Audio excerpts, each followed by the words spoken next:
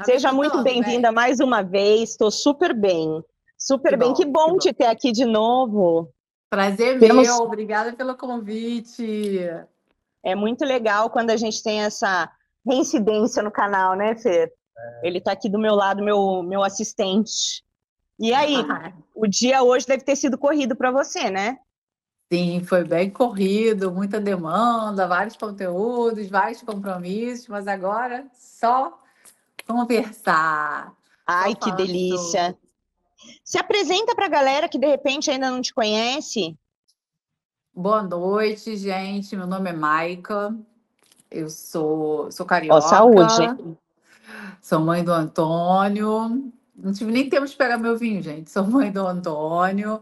Tenho diagnóstico de esclerose múltipla há 3 anos.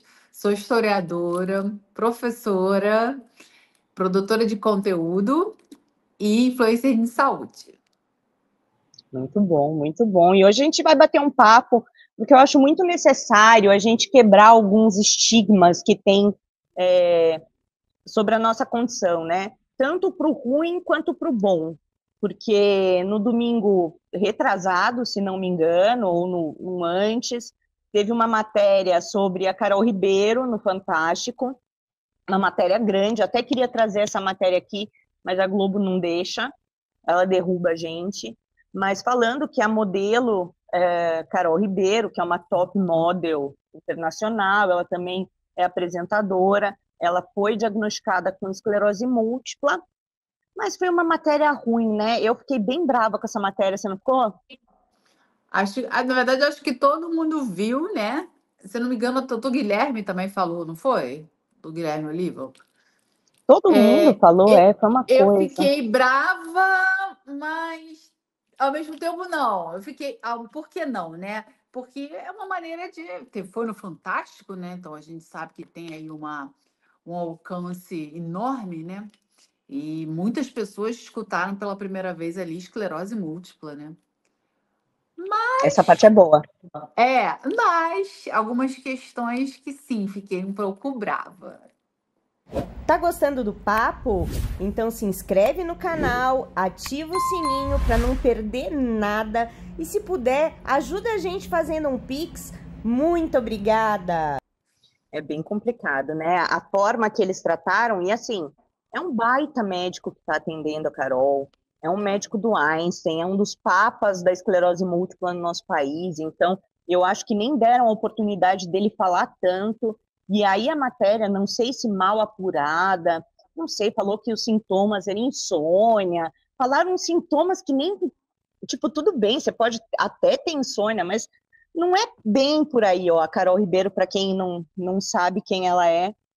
E, poxa, a Carol é uma mulher com uma condição social super bacana, que tem condição de ir no Einstein com esse profissional, tem acesso a remédios muito mais fácil do que o resto da população.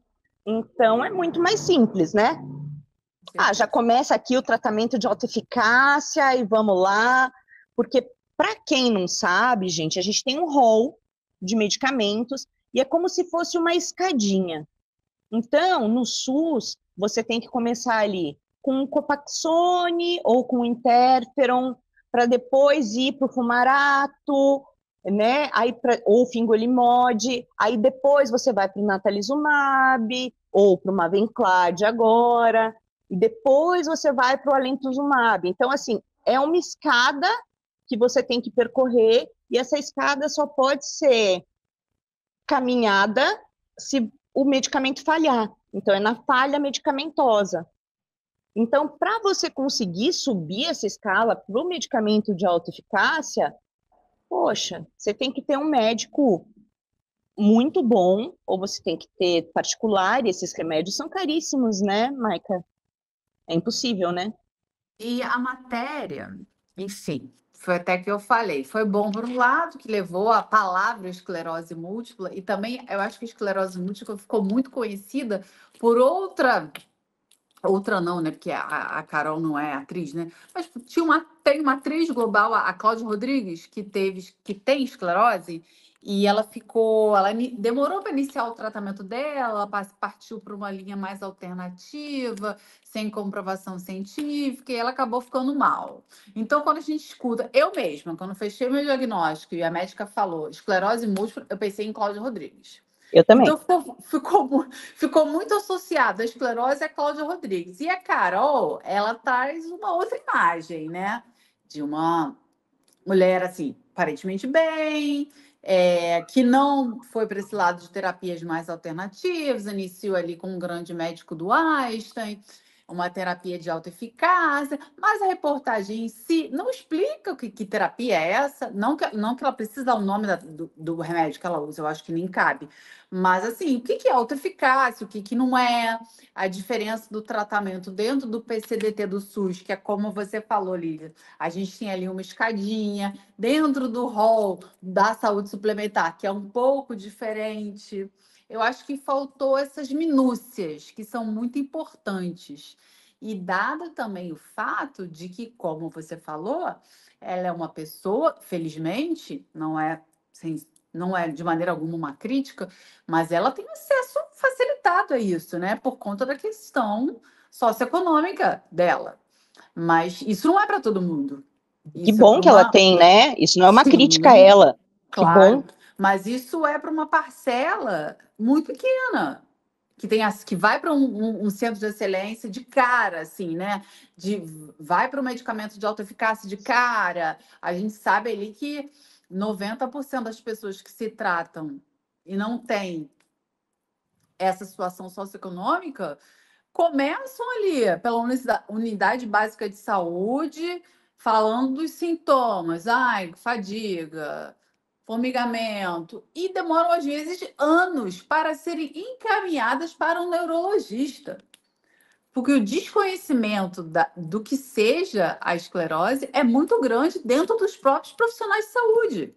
Aí você passa no Exatamente. oncologista, você passa no cardiologista, ou você não passa em ninguém, né? E vai direto para o psiquiatra, que é bem comum. Eu mesma, isso aconteceu comigo. Fui diagnosticada com depressão, burnout, várias doenças mentais antes de se desconfiar que poderia ser uma doença neurológica, que não é a mesma coisa, né? Doença mental é uma coisa, doença neurológica é outra. E quantos anos? Isso atrasa muito o diagnóstico. Muito. Atrasa demais, atrasa. No meu caso, quando eu tive o meu primeiro surto, eu comecei a procurar vários médicos e pelo SUS e fiz tomografia, ressonância não, mas eu fiz tomografia e aí não era nada. E aí falaram, não, é estresse, estresse dá isso mesmo. E eu tenho a sorte de ter um cunhado que é médico, ele falou, não, vai no oftalmologista, ele é oftalmo. E se você tiver um negócio chamado neurite ótica, aí faz sentido o que você está falando. Porque como eu sou formada pelo Google, desde o começo eu falava, é esclerose múltipla. Eu falava, tenho certeza, tenho certeza. E aí eu fui no oftalmo do SUS e fui no oftalmo particular. Gastei uma grana, eu morava em Curitiba na época, e ele me garantiu que eu não tinha neurite óptica, e eu estava sem enxergar direito. Então todo mundo, não, isso é estresse. Isso é estresse, na época eu estava vivendo um momento bem turbulento da minha vida, e aí você meio que acaba acreditando nisso, né?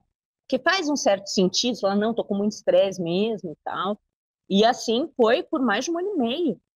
Eu tendo surtos, porque eu tive vários, e não, é estresse, até chegar em São Paulo e aí ser consultada pelo meu cunhado, e ele fala, meu, você tá com os 2 nervos ópticos totalmente atrofiados. Não passa sangue, não tem solução. Então, eu tive um diagnóstico errado, fiquei uma pessoa com deficiência visual bilateral. Eu sei que você também tem deficiência visual, Também. né? Uma história parecidíssima. Perdi 60% da visão. E é assim, tá. E agora vamos ver o que você tem. E mesmo assim, foi mais uma saga de 6 meses para descobrir. Porque minhas lesões eram muito pequenas. Então, as lesões, quando elas são muito pequenas, elas podem ser confundidas até com enxaqueca. E são poucas as lesões, e nananã, até finalmente olhar a minha medula e ver que minha medula estava toda pintadinha, cheia de lesões, e demorou mais 6 meses. Então, foram 2 anos para conseguir um diagnóstico, para conseguir um tratamento. E depois você iniciou certamente a saga da medicação, né? Comecei com Copaxone. Comecei com Copaxone, para depois ir para o Fumarato, e hoje eu estou no Nata. Mas demorou. Eu queria ir pro Ocrevus, né? Aí eu tenho plano de saúde hoje, e não posso ter Ocrevus, então não posso ter um medicamento de mais alta eficácia ainda. É bem complicado. É bem complicado. Eu acho que a reportagem também peca, porque é uma linha tênue, né? Ah, tá tudo bem, ela tem esclerose múltipla, olha como é que ela tá trabalhando linda, mesmo com uma doença dessa.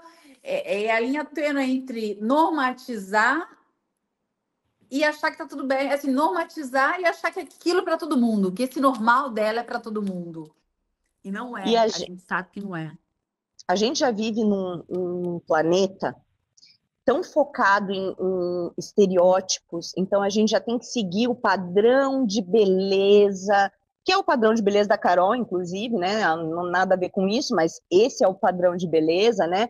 Que as mulheres têm que correr atrás, porque elas têm que ser assim, lindas, magras, saudáveis, né? E agora a gente está tendo que correr atrás desse padrão também de quem convive com esclerose múltipla. E, cara, esclerose múltipla é completamente individual. Completa. Eu tenho, Maica, olha isso, eu tenho só 8 lesões no cérebro. Só 8. E eu sou uma pessoa com deficiência visual e deficiência motora, porque eu tenho lesões na coluna que me fizeram ter sequelas irreversíveis. Então, é incomparável. Eu conheço várias amigas que têm 40 lesões, têm 50 lesões, e estão aparentemente normais, sem essas deficiências que eu carrego. E tá tudo bem, porque cada um é cada um. Sim.